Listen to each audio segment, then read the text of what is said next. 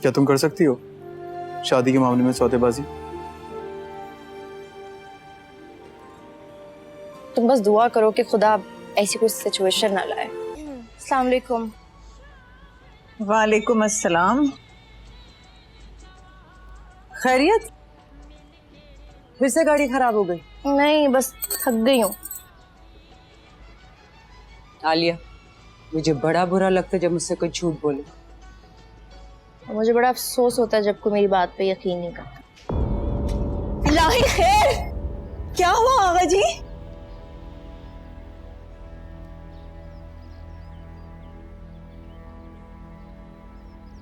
अब्बा मियाँ ने ये घर आपको रहने के लिए दिया था, आपके नाम नहीं किया था।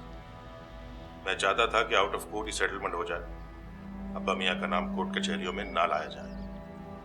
मगर आपको ना अब्बा मियाँ की इज्जत का लिहाज है और ना अपनी। आपके बात समझ लें, अब्बा मियाँ की जायदाद पर सिर्फ मेरे बेटों और शकील का हक है। आपकी बेटियों को उनका हिस्सा दे दिया जाए। ये मेरी आखिरी वार्निंग है। बहुत लिहाज कर लिया मैंने आपका। आप बड़े हैं लेकिन आपने बड़ापन दिखाया नहीं। 2 महीने दे रहा हूं आपको, या मकान फरोख्त करके सबके हिस्से दे दीजिए और या दूसरा घर ढूंढ लीजिए। खून बिल्कुल ही सफेद हो गया इसका। काश अब्बा मियाँ ने वसीयत लिखवाई हो,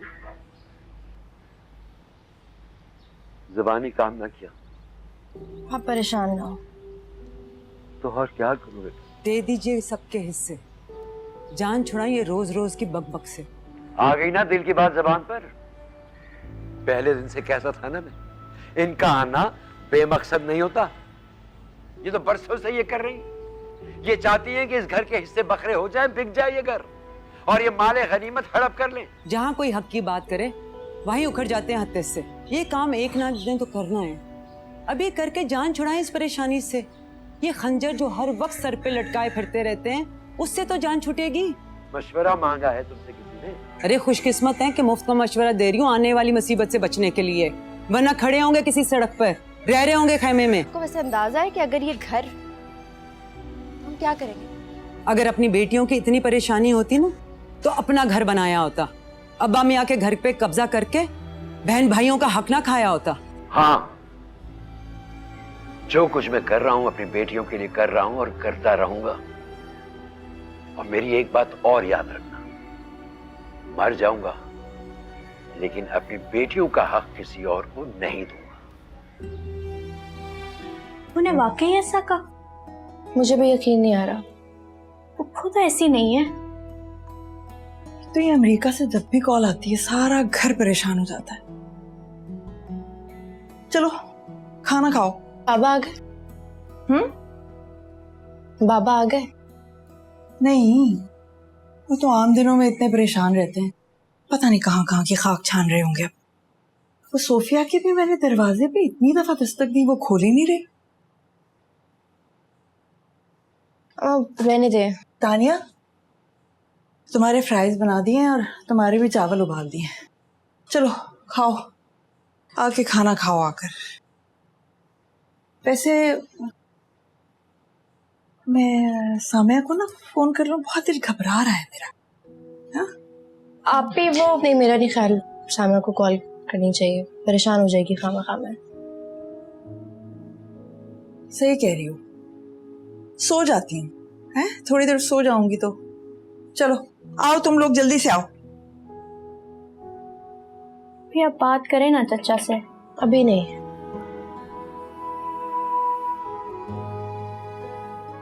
करूंगी बात तुमसे। ताने मुझे आसार अच्छे नजर नहीं आ रहे। मैं नहीं कर सकी कुछ भी। पापा का घर नहीं बचा पाई। आप ही इससे ज्यादा क्या करती हैं? आप सब कुछ तो किया है आपने। इससे बहुत ज्यादा करने की जरूरत थी। Couldn't do it.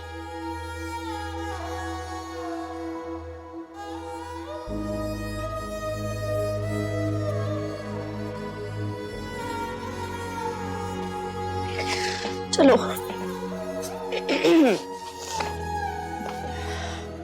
आप ही ऑफिस से लोन नहीं ले सकती?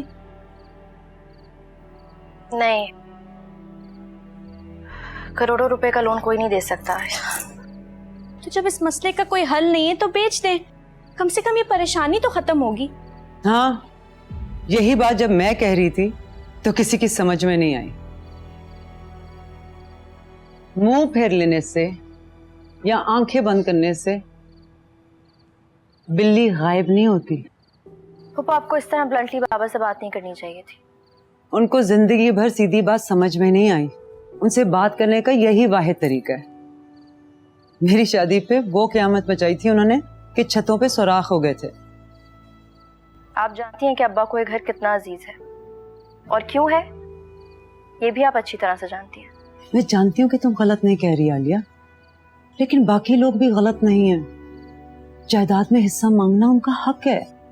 और चचा खुद तो अमेरिका में वो आराम फरमा रहे और हमें घर से निकाल रहे हैं। ये कहाँ की इंसानियत है पुप्पो? तुम्हें ये बात बुरी नहीं लग रही कि तुम्हारे बाबा दूसरों का हक नहीं दे रहे? पुप्पो, इस तरह से आप मैं दूसरे भाइयों की बात नहीं कर रही, लेकिन क्या मैं अपनी बात भी ना करूं? अब्बा मियाँ की जायदाद में मेरा हक है आलिया।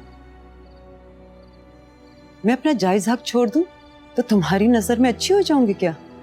तुम्हारे बाबा की जगह कोई और होता तो तुम ये एक्सपेक्ट करती कि मैं लड़े बगैर अपना हक छोड़ दूं?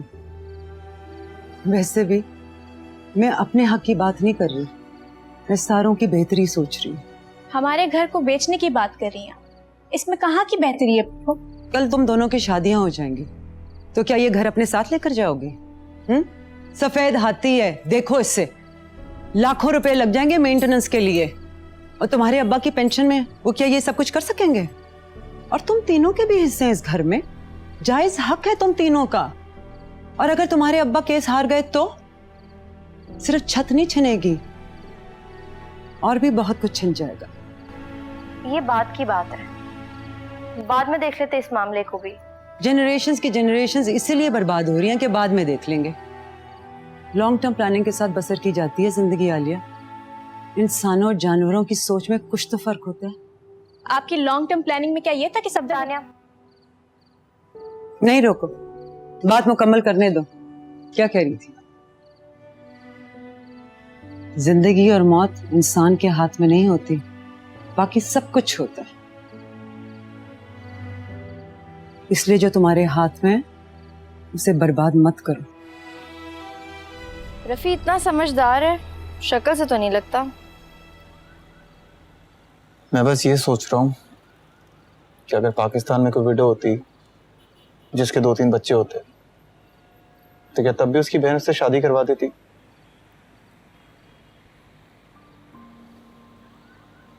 दुनिया ऐसे ही है सलमान, कभी किसी बात पे कॉम्प्रोमाइज करना पड़ता है और कभी किसी बात पे सौदा। शादी के मामले में भी सौदेबाजी?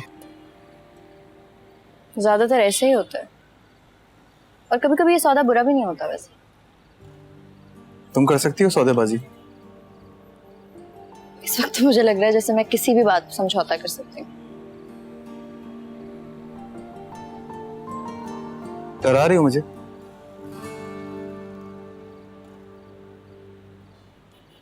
तुम रफी के जाने के बाद ऑफिस कैसे संभालोगे?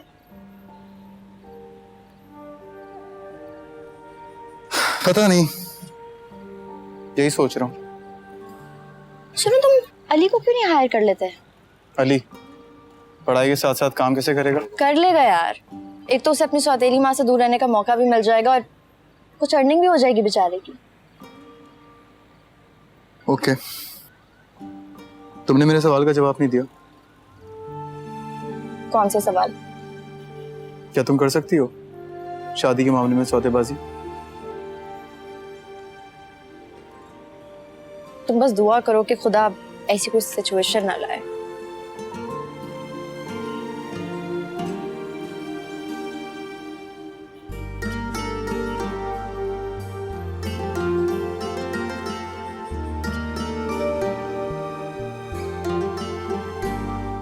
क्या फेंका? पत्थर।